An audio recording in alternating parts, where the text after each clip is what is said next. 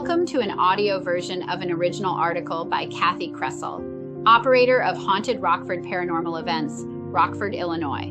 This audio presentation is entitled Collapse of the Winnebago County Courthouse and contains the 2015 story of the same name.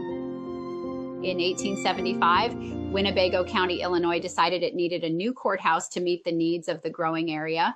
The population of Rockford at this time was around 12,000 people, and the town had 12 churches, 5 banks, and several newspapers. The courthouse project was advertised, and many plans were submitted until, finally, Henry L. Gay's design was accepted. W.D. Richardson was the contractor hired to build the newest Winnebago County Courthouse, and F.E. Latham was the supervisor of the project. W.D. Richardson was a contractor from Springfield who had experience building the French Venetian style of building that was selected. Work began in the spring of 1876, and the cornerstone was set on June 22, 1876, with great fanfare and led by the state's Masonic lodges. A domed roof was to be the jewel in the crown of the building and originally was scheduled to be set in 1876. The weather didn't cooperate, and the whole project was behind schedule for several months. It was not ready for the dome to be added until the spring of 1877. On Friday, May 11, 1877, at around 11:30 a.m., W.D. Richardson and F.E. Latham were inspecting the domed roof and walls.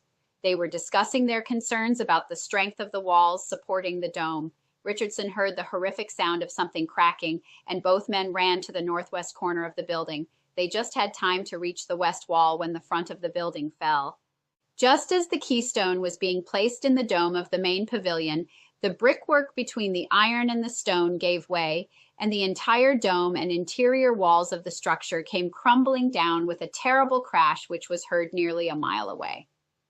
The crash was tremendous, and a wall of dust sprang up where the wall once stood.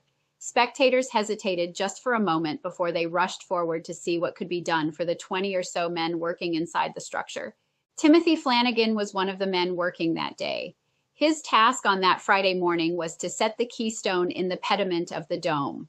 Flanagan was working up at the top when the wall started to crumble. The crowd below looked on in horror as Flanagan leaped across in an attempt to grasp the main guy rope.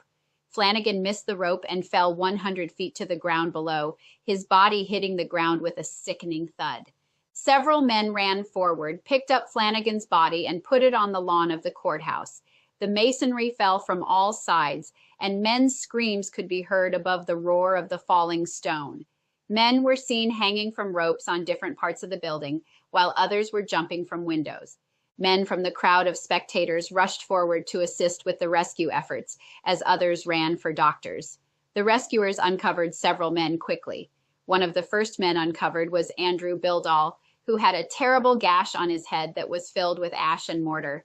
He was loaded into a cart and taken to his home to have the wound dressed. William McInnes of Rockford was almost completely buried under rubble, but the men quickly got him out and loaded into a cart to be delivered to his home. He suffered a broken leg and numerous injuries. George Gloss was so badly mangled that the sight of his body visibly shook the crowd. He was crushed and was missing a leg. He was carried over to the old courthouse, which was set up as a temporary morgue. 2 more men were saved from the fire escape, led to safety by Chief Engineer John Lakin. The word had started to spread throughout the city, and others came to assist. Family members rushed to the building to hear the condition of their menfolk. Many of the men working on the building were from the area, and friends would peer into the faces of the men as they were brought out of the debris. They were either loaded onto a wagon to be transported to their homes or laid in the old courthouse to wait to be identified. Some of the men were from Springfield and had no family members living nearby, but they had acquaintances who ran to help. The injured men from Springfield were taken to the city hotel to have their wounds tended. There was a wretched moment when a poor German woman came forward screaming her husband's name, Albert Haug. When his body was finally brought out, it presented a ghastly spectacle for all to see. His poor body had been pulverized and torn by the large stones that fell on him. The men rushed him through the crowd to the old courthouse as quickly as possible. Scene after heart-wrenching scene played out as the rescuers continued to dig for the men. A little girl wandered through the crowd crying for her papa. No one had the heart to tell her that he was still missing. His body would not be found for another day. An inquest was started as soon as the bodies were laid out in the courthouse and covered with cloths. The purpose of this inquest was not to determine the cause for the accident, but to identify the dead men. Other men were still missing, and the rescue efforts continued for days. Around 12 o'clock on Saturday, one of the workers came across a clump of human hair. It was shortly found to be A.E. Hollenbeck's scalp. His body was pinned under a massive stone weighing several tons. Drills were brought in, and parts of the rock were drilled off until the only part still trapped was his arm. The decision was made to cut the arm off to free the rest of the body. The top of Hollenbeck's head was completely gone. As they removed the rest of Hollenbeck's body, they uncovered another man. Big Fred Haug was from Springfield, and his body was so ghastly that no description of the remains was given. These last two bodies took over 4 hours to uncover. In all, it took over 40 long hours for all the bodies to be recovered. Trains arrived from all over northern Illinois as people flocked to Rockford to see the remains of the building. The police roped off the dangerous area and stood guard to keep the crowds at a safe distance. When the totals came in, it was learned that 7 men were killed immediately and 2 others died later. Another 12 were wounded in the tragedy. Funerals were held and more was learned of the men who died. Hollenbeck was 45 years old and had been born in New York, like many of Rockford's early settlers. He was a Mason and was buried with full Masonic honors. Over 1,000 people attended his funeral. Fred Haug left a wife and 4 children in Springfield and was a brother of Chris Haug, who formerly owned a marble yard here.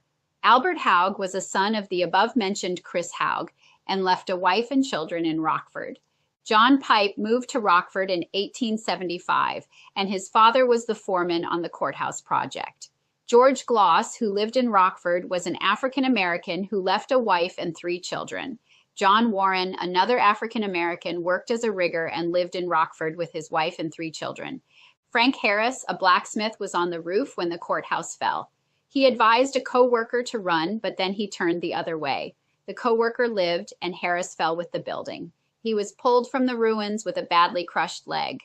Fred was taken to the city hotel for treatment, which included amputation of his leg. Unfortunately, gangrene set in. Harris was the 9th man to die. He was only 24 years old and lived in Dixon. His family members came to retrieve his body and took him home for burial. Inquests attempted to answer the questions left by the horrible accident. The articles in the paper seemed to point the finger at the architect, Mr. Gay. The same articles praised the builder Richardson, stating that at personal cost, the builder added improvements to increase the safety of the building. Richardson had also impressed everyone with the care he gave the wounded men and their families. The coroner's jury investigated the accident for over 12 days, interviewing workmen, the architect, and other architects who studied the design. In the end, they found the architect guilty for the flawed design, and the contractor and the county board were found guilty of negligence for not noticing the flaws. A new architect and designers were hired to assess the damage caused by the falling dome and to complete the project. The courthouse was finally completed with the dome, and the building was dedicated in October 1878. The final cost was $211,000. In an excerpt from a story published in the May 18, 1877 Rockford Weekly Gazette, the reporter wrote, "Never before has any public affliction found its way so near to the doors of our own homes or been made so sacredly our own." This is the end of our audio article. We hope you enjoyed it. The article, Collapse of the Winnebago County Courthouse, was written by Kathi Kresol, copyright 2015. The article originally appeared in Kathy's book, Murder and Mayhem in Rockford, Illinois. The article is available in the book, which you can purchase from the Haunted Rockford website. It's also available in print on hauntedrockford.com. This audio presentation was produced by Thomas Saunders for Haunted Rockford, copyright 2024.